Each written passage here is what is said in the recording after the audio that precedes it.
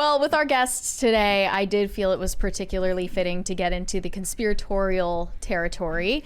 So this clip of Jim Carrey on Jimmy Kimmel has recently resurfaced mysteriously. And in this clip, he appears to be doing a bit, or is he, where he's exposing the Hollywood Illuminati cult and showing their secret hand signals to the audience. Yes. So let's take a look at this, and we'll see what you guys think. Is he joking, or is he serious, or is he doing both? Should we watch the one from Historic Vids, or should we watch the... We'll watch the edited one instead. First. Okay, we'll watch the edited one, and then we'll come back. Yeah. All right, so here we go. Here's Jim Carrey.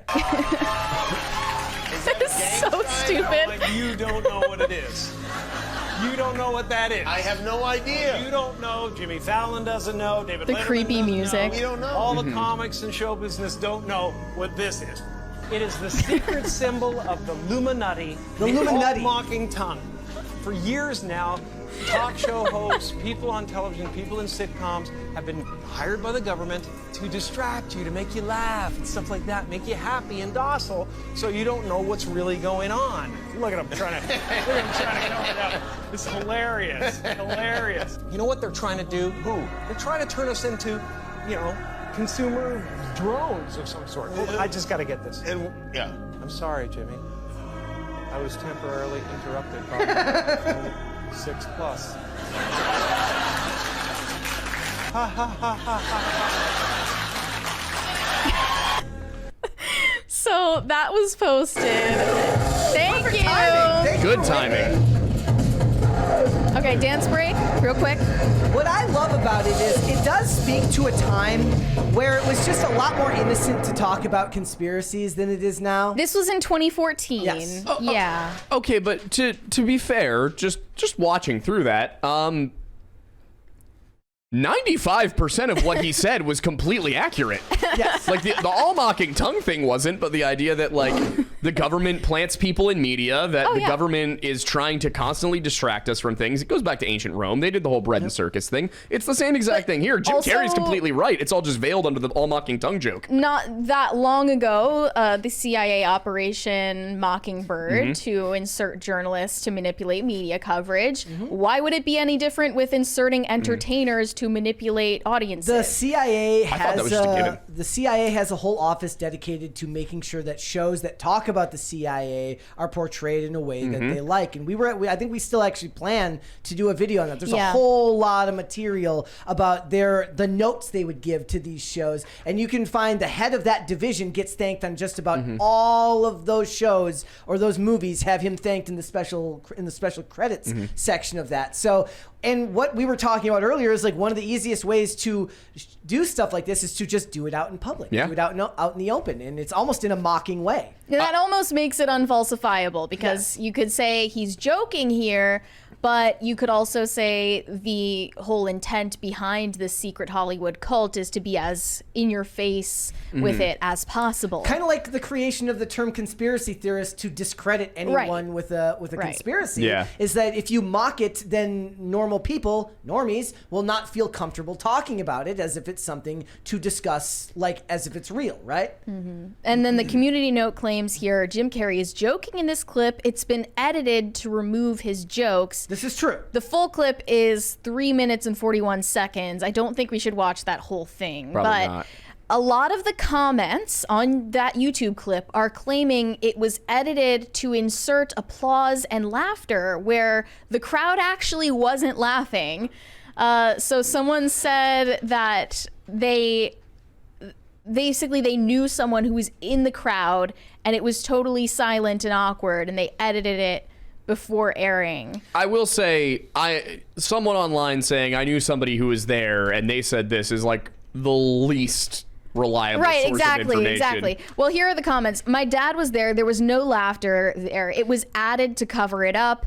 Thanks to Jim for putting his life in danger to say this. Another one said, the crazy thing is the crowd laughing at these things he was saying was added in and edited on the audio. The real crowd was silent the entire time. So that, Ian, you might have some experience with this, but studio audiences are there not necessarily to actually laugh. Like, if they don't laugh at the right time, they will insert a laugh track. Absolutely. Right. So like that, it doesn't matter that it's this episode or any other episode. If you're out in Hollywood recording something live, the sound people are going to be adding stuff in, taking stuff out. Even like WWE like sweetens the audio and increases crowd cheers and stuff during shows. It's all part of the entertainment. We got a $20 from Bender the Offender. Remember, conspiracy theories are just spoiler alerts. But it's funny because there are also these old clips of Jim Carrey talking about things like vaccines. The further we looked into this, the crazier Jim Carrey looked. Which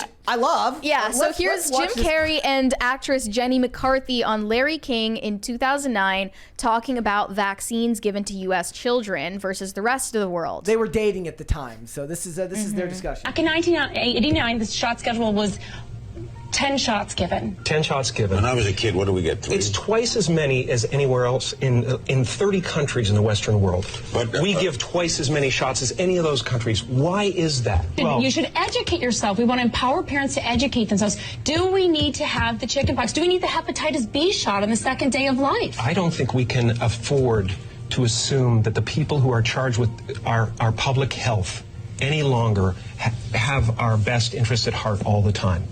Parents have to make their own decisions, educated decisions. When the other doctors are here, and they will be on the other side in a while after you leave. Grab them and stab them, you mean? That was funny. This is my nickname. Well, what will they say? Why would a doctor not want to know more about something that could save a life or prevent a disease? I don't understand. The AAP is financed by the drug companies. Medical schools are financed by the drug companies. This is a huge business. Vaccines are the largest growing division of the pharmaceutical industry. $13 billion. They control medical schools.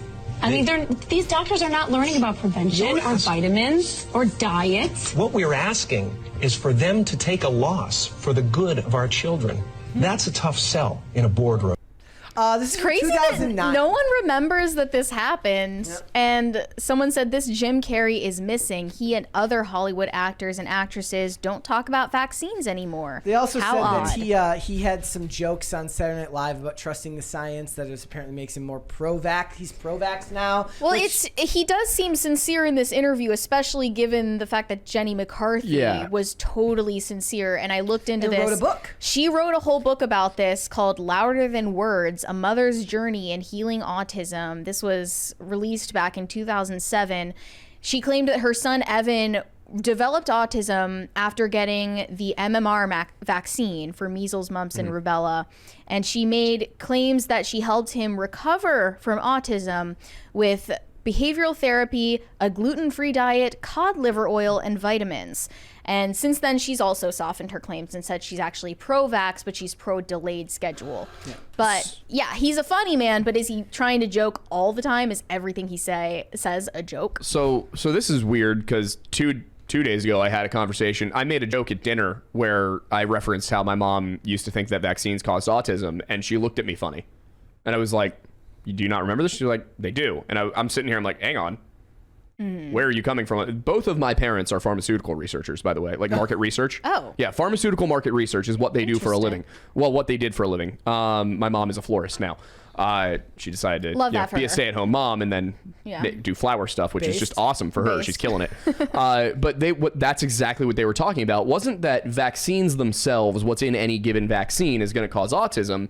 They were talking about how we give kids so many vaccines. And I'm not going to sit here and tell you I understand the science or even that I agree. I don't understand how vaccines would cause autism. And from what I've seen, the overwhelming consensus is no, they don't.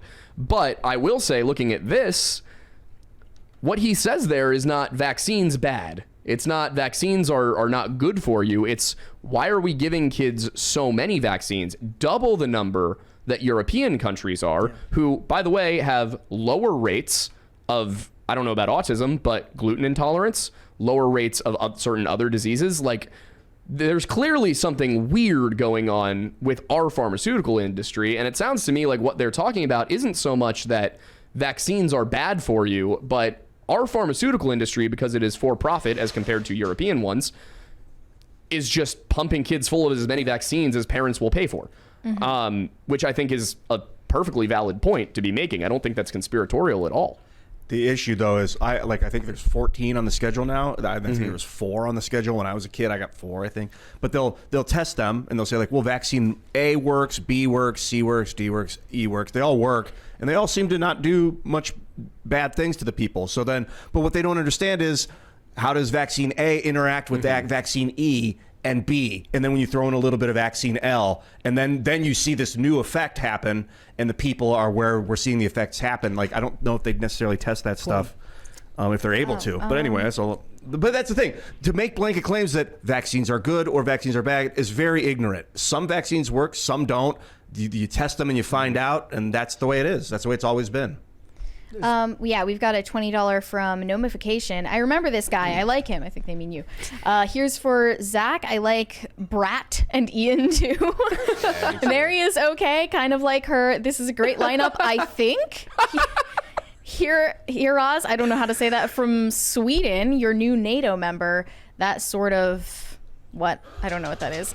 For us, I mean. Okay, then. Thank you. Okay. That was chaotic. That was the most non-committal compliment I've ever seen, and you guys I love are it. Great, I guess. That was wonderful. Also, the other thing about clips this old is it shows you the shift in power in these industries, where in 2009, what they're basically advocating for is our parents, right to be informed and make informed decisions for their children, which is not something that most of the people in this space would say now, because they would be ostracized for saying this stuff. Well, Jim Carrey's TDS syndrome, definitely had him veer off in the other direction, where you wouldn't see him making comments. We should watch we should watch the Norm Macdonald clip, anyways. Just this. Okay, this is more esoteric and difficult to understand than the other clips, but let's watch it. Let's go ahead and watch it anyway. Guys, you're gonna love this. Do you know about alchemical sexual alchemy? Do you know that the story of Jesus, how it's been altered in certain ways? I mean, yes, there was a guy, yes, there was teachings, all that stuff. The parallel between that and alchemical sex is that there's 33 vertebrae in your spine. There's 33 years in the life of Jesus. Christ. Okay. There is a substance or liquid or a substance that comes from your medulla, which is basically completely looks like the Ark of the Covenant, has angel's wings around it, the whole thing. So this substance comes from your medulla, makes the trip down your spine to your sacrum, which is quick, get a dictionary. Christ coming down into human form. Yeah. And if you don't squander that essence, that sexual essence, it ascends again and goes back up to heaven, which is your thing. It's also the story of Santa Claus. Why he comes down the chimney is because this juice or this whatever substance actually passes what's called the claustrum, which is where they got Santa Claus. Hey guys. Okay.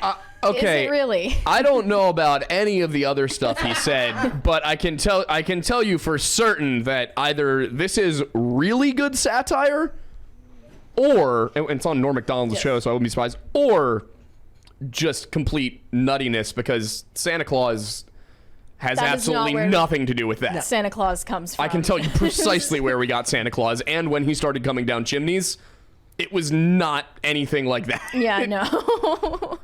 But interesting take, Jim Carrey. Do we think he's crazy? He had I don't know if you call it a psychological break in 2009 or so. He had a real mental transformation where he just dipped off the map, stopped making movies, started growing a beard, talking about God. He's like, I am not me. I am more than this. Probably did a bunch of psychedelics, and he's a different man after that. The vaccine clip reminds me of Tom Cruise when he was talking about SSRIs. And he got a lot of hate for that. Yeah, Jenny. It's funny, isn't it? Yeah. When Jenny had the autistic child, Jim, were they married at that point? I don't think they were just dating. But Jim got turned on by the conversation after that, big into the autism conversation because of Jenny.